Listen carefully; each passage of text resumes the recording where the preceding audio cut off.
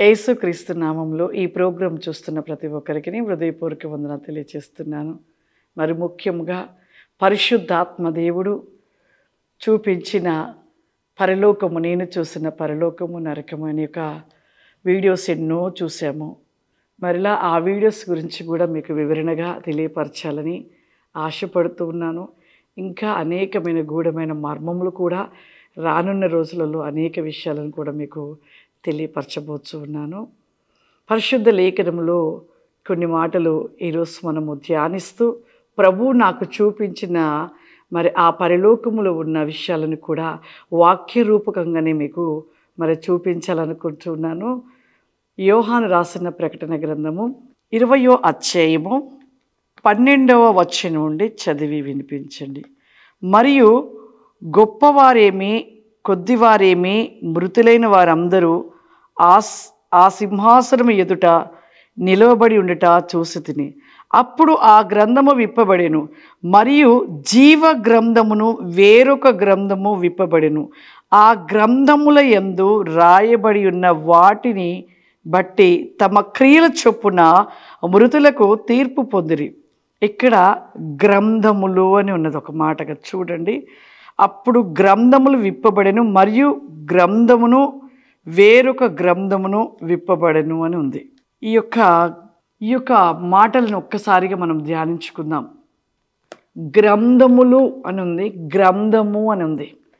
పరలోక రాజ్యంలో దేవుడు ఎన్నో మరి మన కోసం సిద్ధపరిచాడు. ఆ వెలుగు కలిగిన రాజ్యంలో వెలుగు ఉండదు అని కొంతమంది అంటే, వెలుగుగా ఉన్న ఆ వెలుగు రాజ్యములో నిత్యము కూడా ఎంతో కాంతివంతమైన సూర్యకాంతి కంటే గొప్ప వెలుగుతో ఉంటున్న ఆ పరలోకము, ఆ పరలోక రాజ్యంలో ఎన్నో ఉన్నవి. ఆ ఎన్నో ఎటు చూసినా బంగారం, ఎటు చూసినా బంగారపు వీధులు, ఎటు చూసినా బంగారమే కనపడుతూ బంగారపు వెలుగుతో ఉంటున్న ఆ పరలోక రాజ్యంలో ఇక్కడ ఒక మాట గ్రంథములు. ప్రభు నాకు ఎన్నో స్థలాల్లో గ్రంథములు చూపించడం జరిగింది. జీవ గ్రంథము చూపించారు, వేరొక గ్రంథాలు చూపించబడి ఉన్నవి. తీర్పు తీర్చే సమయంలో ఉండే గ్రంథాలు చూపించారు ప్రభు. మరి ఎందుకు పనికిరాని నన్ను ప్రభు పరలోకంలో ఉన్న కొన్ని అనేక విషయాలను కూడా తెలియపరచడము. అక్కడ ఎన్నో గ్రంథాలు అంటే ఒక మనిషి జీవితము ఈ భూమి మీద మరి ఏ విధంగా జీవిస్తున్నాడు, పుట్టినది మొదలుకొని చనిపోయే వరకు కూడా మన క్రియలు, మన ప్రవర్తన, మన ఉండే విధానమును, మంచి క్రియలు కలిగి ఉండుట, ఇవన్నీ కూడా అక్కడ ఒక్కొక్క ప్రాంతంలో గ్రంథాలు ఆ స్థలంలో నిలిచి ఉండేవి. మరి కొన్ని స్థలాలకు వెళ్ళినప్పుడు ప్రభు అలా గ్రంథాలు చూపించేటప్పుడు నేను ఆశ్చర్యపోయేదాన్ని. ఇదేమిటి, ఒక కాడ గ్రంథంలోనే మరొక కాడ గ్రంథాలు ఉన్నాయి, ఇంకొక కాడ గ్రంథాలు ఉన్నాయి అని అనుకుంటూ ఉండేదాన్ని. కానీ అక్కడ ఉన్న గ్రంథాల గురించి వివరించడం జరిగింది. ఒక కాడ జీవ గ్రంథము విషయంలో మొదటిగా దేవుని యొక్క రాజ్యపు మార్గం, ఆ వెలుగు మార్గంలో వెలిచి ఉండగా ముందుగా అక్కడ ఒక ద్వారము నిలిచి ఉంటుంది. ఆ ద్వారము దగ్గర 2 దేవదూతలుగా నిలిచి వారి చేతిలో ఎలా అంటే గ్రంథాలు నిలిచి ఉంటవి. ఆ గ్రంథాలు ఎంత మహిమతో ఎలా వెలుగుతో ఉంటవి. ఆ గ్రంథాలలో జీవ గ్రంథము అనేసి ఆ స్థలములో ఉన్న దేవదూతలు చెప్పడం కూడా జరిగింది. ఆ విషయాలు కూడా మీతో నేను పంచుకోవడం కూడా జరిగింది. నిజంగా ప్రియులారా, దేవునిలో ఉన్నప్పుడు, దేవునితో ఉంటున్నప్పుడు దేవుడు ఎన్నో విషయాలని మనకు తెలియపరుస్తూ ఉంటారు. తెలియపరచడమే కాదు, ఆయన ఏర్పరచుకున్న వారిని దేవుడు ఆ యొక్క పరలోక రాజ్యమునకు తీసుకువెళ్ళి అనేక ప్రాంతాలు, అనేక స్థలాలు చూపించడం జరుగుతూ ఉంటుంది.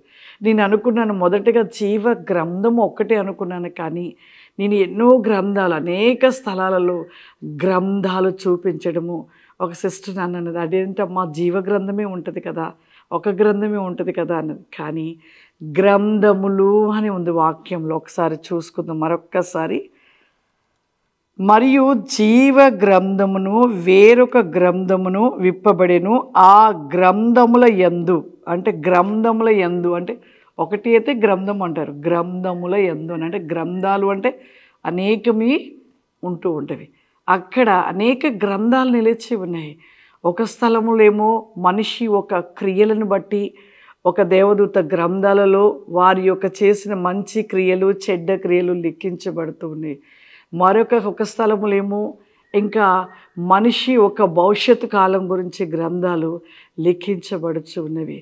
మరొక స్థలములోనేమో ఒక పెద్ద సింహాసనం ఎదుట అటుగా ఇటుగా ఇద్దరు దూతలుగా ఉంటూ ఒక బలిపీఠముగా ఉంటూ ఆ బలిపీఠంపై ఒక సింహాసనం నిలిచి ఉండుట, అక్కడ అటుగా ఇటుగా ఉంటున్న దూతలు గ్రంథాల చేత పట్టుకొని వారు లిఖిస్తూ ఉన్నారు. ఆ స్థలంలో కూడా ఆ దేవదూతలు మాట్లాడిన మాటలు తీర్పు కాలంలో మనిషి ఒక క్రియల చొప్పున వారి యొక్క మంచి క్రియలు చెడ్డ క్రియలు వారి యొక్క దేవునితో ఉండే విధానము వారి యొక్క ఆయుష్ కాలపు దినము ఇవన్నీ కూడా అక్కడ గ్రంథాలలో లిఖించబడుచు ఉండుట ఆ యొక్క దేవదూతలు చెప్పడము కూడా దేవుడు ఆయన కృప చొప్పున వారు దేవదూతలు మాట్లాడడం జరిగింది.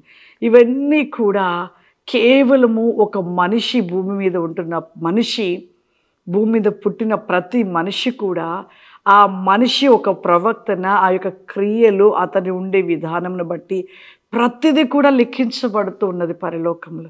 ప్రతి ఒక్కటి ప్రతి నోట మాట్లాడుతున్న ప్రతి మాట కూడా అక్కడ గ్రంథములలో లిఖించబడుట ప్రభువు నాకు ఆ పరలోకంలో చూపించడము జరిగి ఉంది.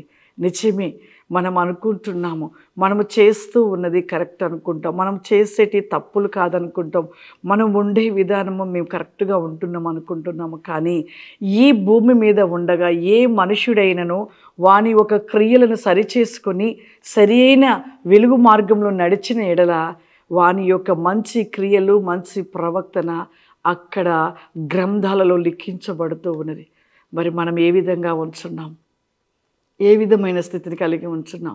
ప్రభు నాకు అక్కడ చూపించిన ఆ గ్రంథాలను నిజంగా పరిశుద్ధ లేఖనంలో రాయబడిన గ్రంథములు అని ఉన్నవి. జీవ గ్రంథము, ఇంకా వేరొక గ్రంథము, వారి వారి క్రియల చొప్పున వారు ఉండే విధానం బట్టి ఆ యొక్క గ్రంథము లిఖించబడుట అని కూడా ఇక్కడ వాక్యంలోనే రాయబడి ఉన్నది. వాటిని బట్టి తమ క్రియల చొప్పున మృతులు తీర్పు పొందిదిరి. ఆ గ్రంథంలో ఎందు రాయబడిన వాటిని బట్టి తమ క్రియల చొప్పున, క్రియలు మనిషి ఒక క్రియలు మనిషి ఒక జీవిత విధానము ఇవన్నీ కూడా ఒక్కొక్క ప్రాంతంలో ఉంటున్న గ్రంథాలలో లిఖించబడుతూ ఉన్నవి. మొట్టమొదటిగా దేవుని రాజ్యంలో ప్రవేశించే ఇక్కడ ఆ ద్వారం దగ్గర ఉంటున్న దేవదూతల యొద్ద ఒక జీవ గ్రంథం నిలిచి ఉంటుంది. ఆ జీవ గ్రంథంలో ఎవరి పేరైతే ఉంటుందో వారు మాత్రమే ఆ యొక్క ద్వారంలో నుండి ప్రవేశించగలుగుతారు. ఎవరి పేరైతే ఆ జీవ గ్రంథంలో ఉండదో ఆ యొక్క ద్వారంలో నుండి ప్రవేశించరు. ఆ గ్రంథంలో లేని పేరు, జీవ గ్రంథంలో పేరు లేకపోతే అసలు అక్కడ దాకా కూడా రాలేరు. కాబట్టి మన జీవితంలో ఇప్పటికైనా సరి చేసుకోవాలి. సరి అయిన మన వెలుగు మార్గం దేవుని యొక్క మార్గంలో మనం నడిచినట్లయితే ఖచ్చితంగా మన యొక్క పేరు కూడా జీవ గ్రంథంలో ఉంటుంది. ఇంకా మన క్రియలు, మన ప్రవర్తన, మనం ఉండే విధానం అన్ని విషయాలు కూడా ఆ పరలోకంలో ఉంటున్న ఆ గ్రంథాలలో లెక్కించబడుతూ ఉంటుంది. కాబట్టి ప్రతి ఒక్కరూ కూడా మన జీవితంలో దేవుల్లో ఉంటున్నామనే రీతిలో ఉండకూడదు. ఖచ్చితంగా ప్రతి ఒక్కరి పేరు జీవ గ్రంథంలో ఉండాలి అంటే ప్రతి ఒక్కరము రక్షణ తీసుకున్న క్షణములో మన పేరు అక్కడ లిఖించబడుతుంది. కానీ రక్షణ తీసుకుని కాండి నీ జీవితాన్ని నువ్వు సరిచేసుకొని, నీ ప్రవక్తను సరిచేసుకొని, మంచి క్రియలు కలిగి దేవునికి ఇష్టకరంగా లోబడి ఆయన ఒక మాట ప్రకారం నడుచుకుంటేనే ఆ జీవ గ్రంథంలో నీ పేరు ఉంటుంది. లేకపోతే ఆ పేరు తుడిచివేయబడుతుంది. అంతేకాదు ఉండే విధానం బట్టి అక్కడ అన్నీ కూడా దేవుడు మనకు సమకూరుస్తూ ఉంటాడు. కాబట్టి గ్రంథములు అన్న మాటకి అక్కడ పరలోకంలో ఎన్నో స్థలంలో గ్రంథాలను దేవుడు నాకు చూపించడము, ఆ గ్రంథాల గురించి వివరించడము, ఒకటి జీవ గ్రంథము గురించి, ఇంకోటి జరగబోతున్నవి, జరగవలసినవి, జరగబోతున్న వాటి గురించి ఒక గ్రంథము, మనిషి ఒక ప్రవర్తన క్రియలు వారు ఏ విధంగా భూమి మీద నడుచుకుంటున్నారో ఆ విధమైన వాటి గురించి కలిగిన గ్రంథములు లిఖించబడుట ఆ యొక్క గ్రంథములు. ఇంకా తీర్పు సమయములు ఆ యొక్క బలిపీఠం యొద్ద సింహాసనం ఉంటూ ఉండగా అటుగా ఇటుగా ఉంటున్న దూతల యొద్ద ఉంటున్న గ్రంథాలు, ఆ యొక్క మనిషి యొక్క ప్రతి తప్పిదము, ప్రతి క్రియలు, ప్రతి ప్రవక్తన అన్నీ కూడా అక్కడ గ్రంథంలో లెక్కించబడుట ఈ గ్రంథాలు ప్రభు నాకు చూపించడం జరిగింది. ఈ పరిశుద్ధ లేఖనంలో ఉన్నట్టుగానే అక్కడ ప్రభు చూపించడము, నిజంగా మన జీవితాలు సరిచేసుకోవటానికి ప్రభు అనేకులు ఆత్మలను పరలోకానికి కొనిపోతూ అనేక విషయాలను తెలియపరుస్తూ, అనేకులకు విషయాలను తెలియపరుస్తూ సరిచేసుకొని సరి అయిన మార్గంలో నిలిచి ఉండటం కోసమే ప్రభు అనేకులు కూడా పరలోకపు విషయాలను తెలియపరచడం జరుగుతుంది. ప్రభు నాకు చూపించిన దేవునికి వేలాది స్తోత్రములు, కృతజ్ఞతాస్తుతులు చెల్లిస్తూ ఉన్నాను. నిజంగా ఎన్నిక లేని దాన్ని, ఏ యోగ్యత లేని దాన్ని ప్రభు నాకు చూపించినందుకు ప్రభుకు నేను కృతజ్ఞతాస్తుతులు చెల్లిస్తున్నాను. ఈ ప్రోగ్రాం చూస్తున్న ప్రతి ఒక్కరికి కూడా మరొకసారి హృదయపూర్వక వందనాలు తెలియజేస్తున్నాను. God bless you.